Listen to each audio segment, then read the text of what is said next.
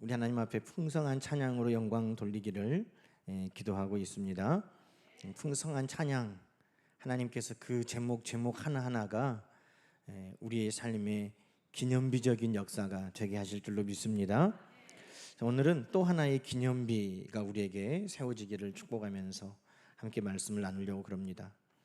그럼 기념비는 어떤 사건이나 또 어떤 사람들에 대해서 오랫동안 잊지 않으려고 돌에 새기는 그런 것들이죠.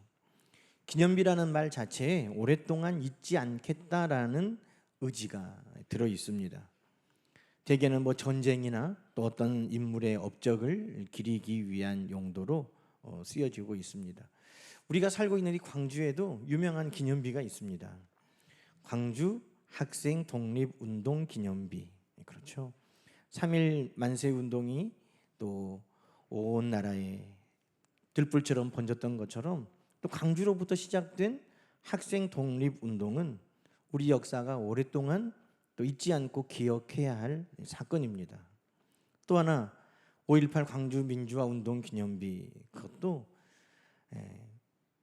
이 땅에 참 많은 아픔과 상처를 남겼지만 오랫동안 잊지 않고 또 우리나라가 더 좋은 나라, 더 평등한 나라, 더 살기 좋은 나라가 될 수 있도록 잊지 않아야 될 사건인 줄로 우리는 기억합니다.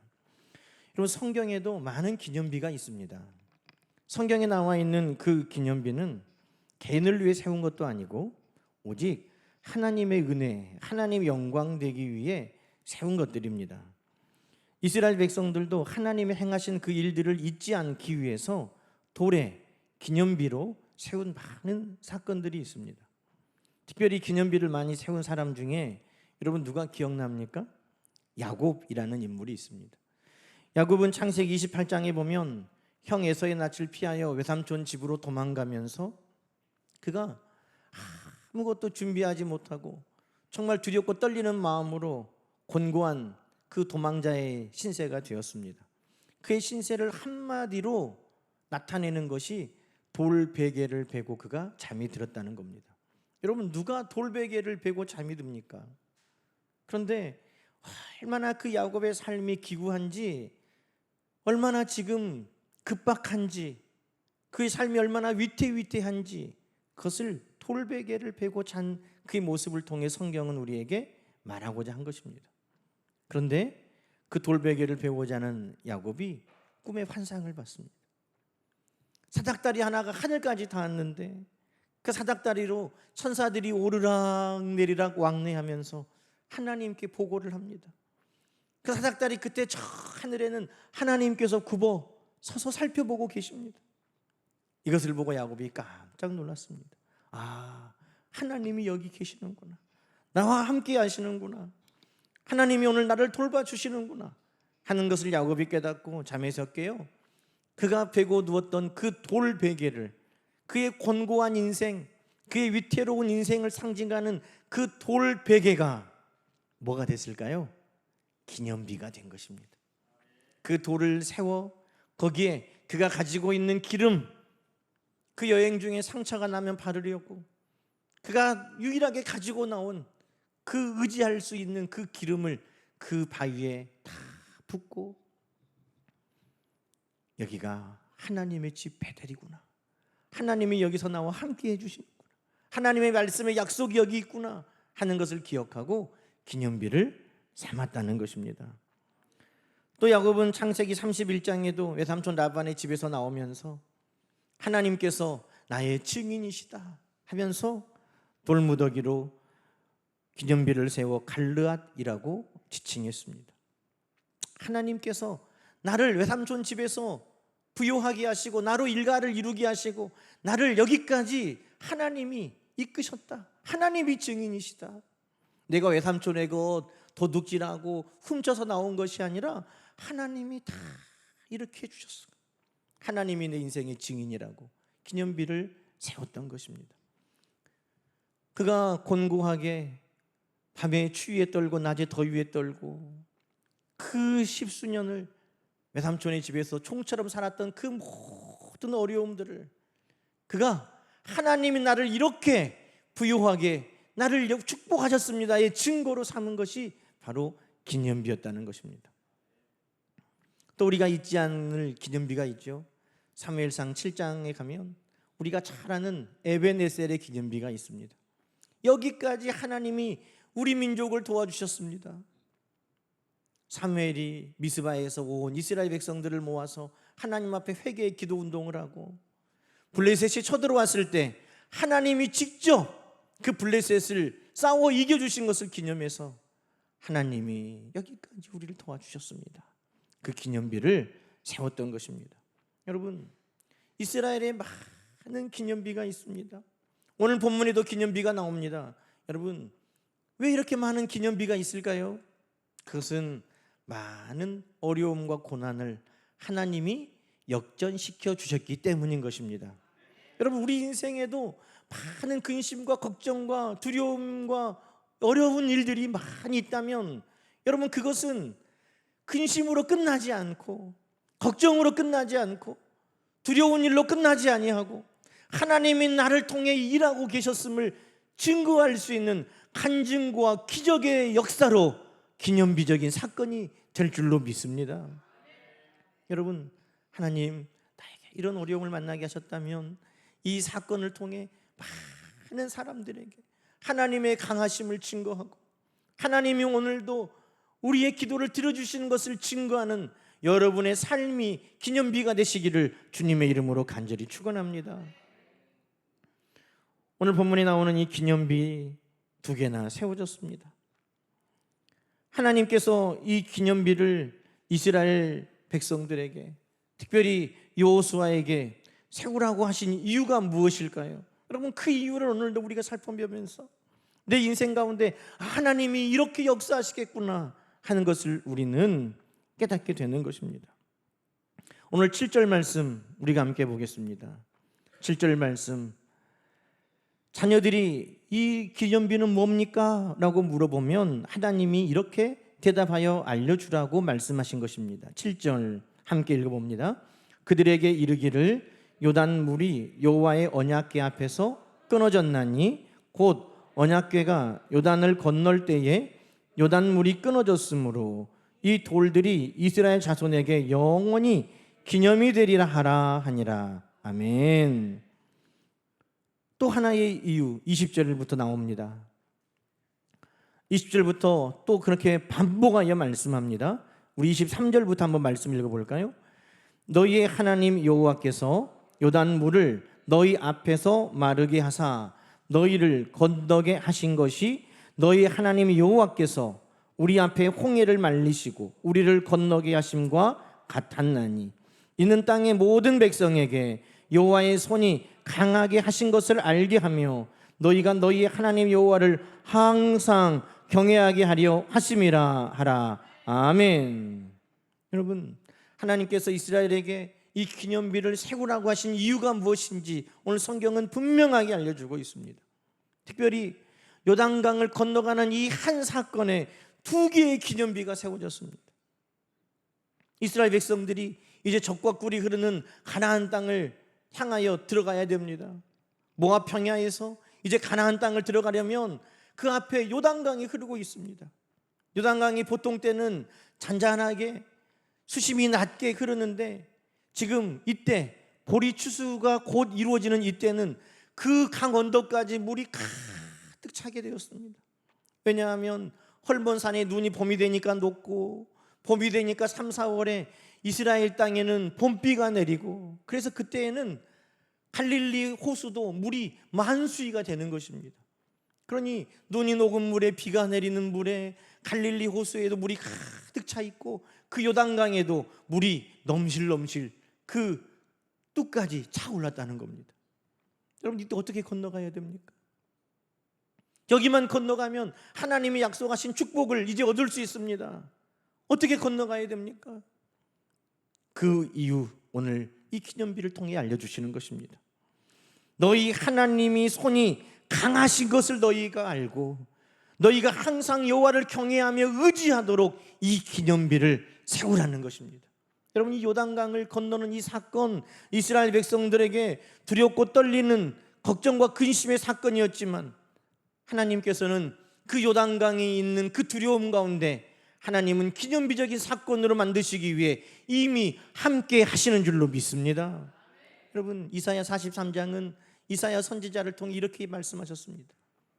내가 너와 함께 하는데 불 가운데도 불이 사르지 못하도록 내가 너와 함께 하겠고, 물 가운데 지날 때에도 물이 너를 침몰하지 못하도록 내가 너와 함께 하겠노라고 약속하셨습니다.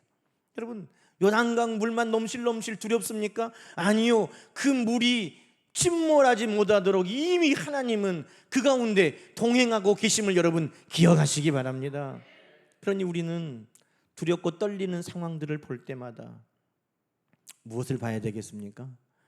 하나님이 나와 함께 하신다. 하나님의 강하신 손이 나와 함께 한다. 하나님을 의지할 때 하나님은 나를 도와주신다 하는 그 믿음으로 여러분, 그 두려움과 염려, 그 요단강가에 여러분이 서실 수 있기를 주님의 이름으로 축원합니다. 그러면 그 기념비의 놀라운 역사가 그 현장으로 바뀌어질 것입니다. 여러분, 요단강에 섰을 때 하나님께서는 어떻게 그 요단강에 넘실넘실한 물을 멈추셨습니까? 제사장들이 언약궤를 메고 그 물에 먼저 들어가면 물이 솟나는 것입니다.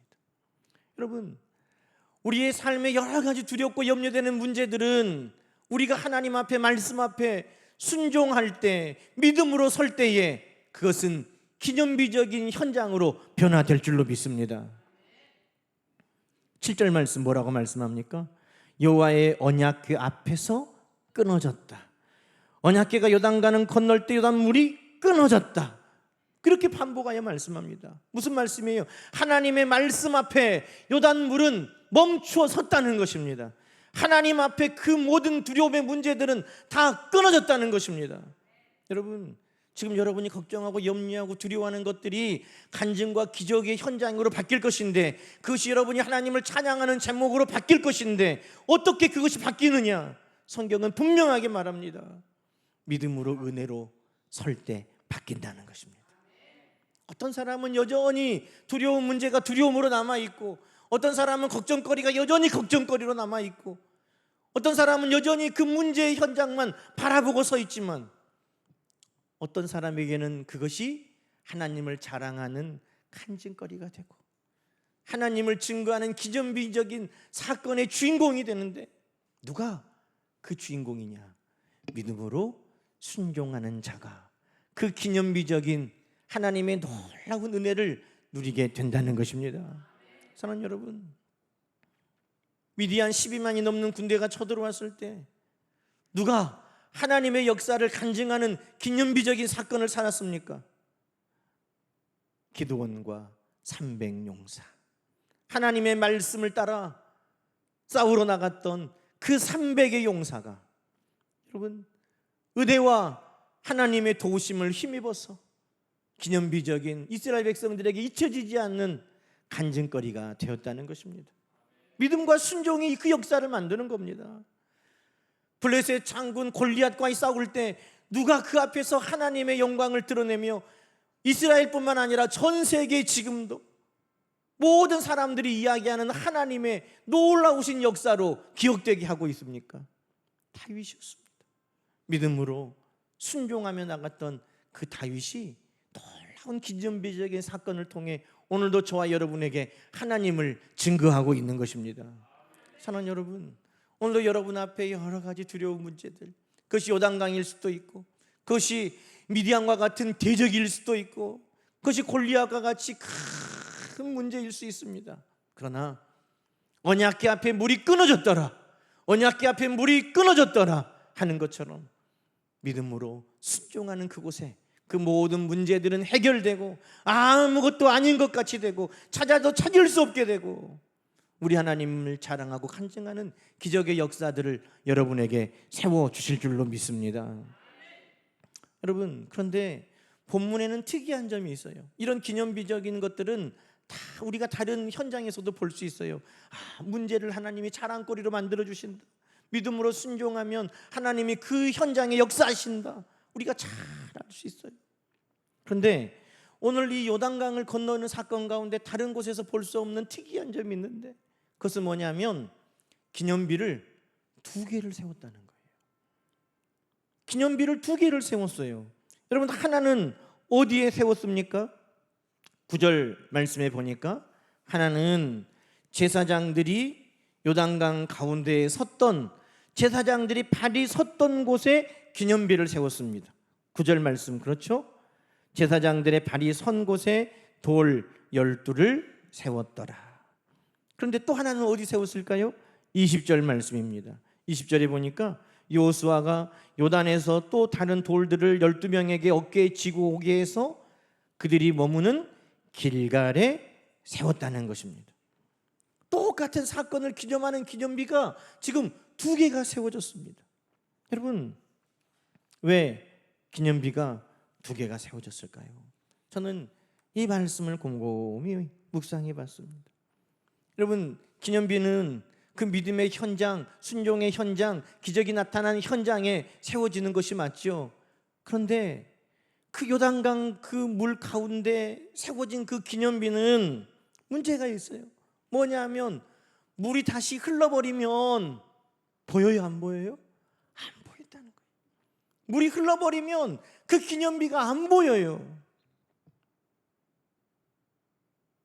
여러분, 우리 인생에도 하나님이 여기까지 우리를 도우시고 하나님 우리와 함께 하신 수많은 기적들, 기념비적인 사건들이 어찌 없었겠습니까? 이 중에 한 분이라도 하나님의 도우심의 기적이 없이 오늘 여기까지 온 사람이 누가 있어요? 애굽에서 건져내 주실 때도 하나님이 기적적인 역사를 베풀어 주신 것처럼 우리를 하나님의 자녀로 불러주실 때도 다 우리는 간증하면 하루 꼬박 해야 될 그 간증거리들이 다 있어요. 우리가 오늘 이 자리에 예배할 때까지 하나님이 우리의 삶에 수많은 기적과 간증들을 우리에게 허락해 주셨어요.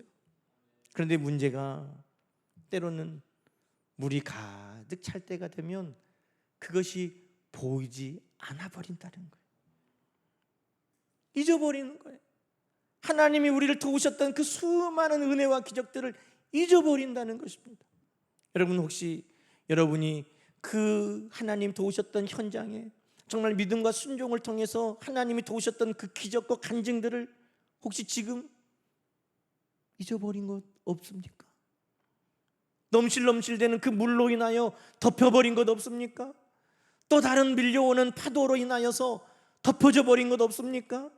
또 다른 근심과 두려움 때문에 가려져 버리지 않았습니까? 여러분, 하나님은 우리에게 기념비를 세울 때 그것은 절대 잊혀지지 않는 기념비가 되도록 세우게 하신 것입니다. 그래서 하나님은 지금 이스라엘 백성들이 물 안에 있는 기념비로 물이 덮여버리면 그들이 잊어질까 두려워 하나님은 그들에게 또 하나의 기념비를 세우게 하셨는데 어디에 세우게 하셨습니까? 그들이 진을 치고 머무는, 그들이 주둔하는, 그들이 생활하는 그 길갈에 기념비를 세우게 하셨다는 것입니다. 여러분, 오늘 저는 여러분의 기념비가 요단물에도 가려지지 않는 기념비가 되기를 간절히 축복합니다. 어떤 두려움과 염려와 근심거리가 와도 하나님이 나와 함께 하셨던 그 기념비적인 사건, 하나님의 강하심과 하나님을 의지하는 자들을 도우시는 그 기념비적인 믿음이 여러분 가려지지 않기를 소망합니다. 그들이 있는 길갈에 기념비를 세웠습니다. 여러분 19절 말씀을 한번 보세요. 19절 말씀에 보니까 왜 하나님이 그들이 사는 그곳에 기념비를 세우라고 하시는지를 제가 깨닫게 됐어요. 19절 말씀을 읽어볼까요? 첫째 달 10일에 백성이 요단에서 올라와 여리고 동쪽 경계 길갈에 진을 쳤다는 거예요. 이들이 지금 머무는 곳이 어디예요? 요단강을 건너 축복의 땅 가나안에 오긴 왔는데 그들이 지금 더 이상 가지 못하고 딱 머물러 선 곳이 어디냐면 여리고 경계라는 거예요. 여리고 경계. 여리고에는 뭐가 있어요? 크고 강한 성, 여리고 성이 있어요. 홍해바다를 건너서 그들이 더 이상 가지 않고 딱 멈춰 선 곳은 여리고가 맞서고 있는 그곳이었다는 것입니다. 바로 뒤에 하나님께서 그들을 가로막고 있는 요단강물을 멈추고 열어주셔서 그들이 마른 땅을 건넜지만 그 요단강물이 다시 흘러버리니 그 기념비는 보이지 않고 그들 앞에 보이는 것은 뭐예요? 여리고성만 보여요. 우리는 늘 이렇게 살아요. 불과 뒤에 하나님이 나를 도와주셨던 그 기념비적인 사건은 잊어버리고 지금 내 앞에 있는 여리고성만 보여요. 저 성은 너무 크다. 저 성은 너무 강하다. 저 대적은 너무 두렵다. 우리의 약함만 보이는 거예요. 근데 그곳에, 하나님이 보이는 그곳에 뭘 세우라고 하셔요? 기념비를 세우라는 거예요. 하나님의 손이 얼마나 강하셨는지, 하나님을 의지하는 자들을 하나님은 어떻게 도우셨는지, 믿음과 순종의 현장에 하나님은 어떻게 역사하셨는지, 그것을 볼 수 있는 기념비를 그의 삶의 자리에 하나님은 세우기를 원하셨다는 것입니다. 사랑하는 여러분, 여러분이 문제가 있는 그 모든 곳에 여러분은 믿음으로 기념비를 세우시기를 축원합니다. 여러분, 저는 이 말씀 보면서 그렇구나, 내 인생에 어디를 가도 보일 수 있는 기념비가 있구나 하는 걸 깨닫게 됐어요. 여러분에게도 다 있습니다. 이스라엘 백성 12이 그 기념비를 위해 어깨에 그 돌을 짊어지고 그들의 삶의 자리로 와서 세웠다고 그랬어요.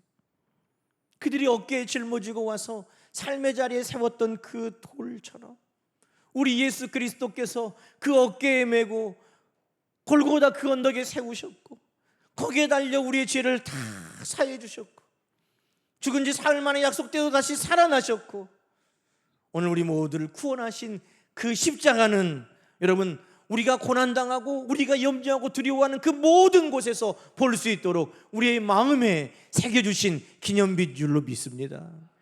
여러분, 그 십자가를 볼 때마다 하나님이 나를 얼마나 사랑하셨는지 우리는 그것을 보게 돼요. 십자가를 볼 때마다 우리 하나님은 얼마나 능력이 많으신지, 모든 죄와 권세, 사망을 이기시는 우리 하나님을 우리는 보게 되는 것입니다.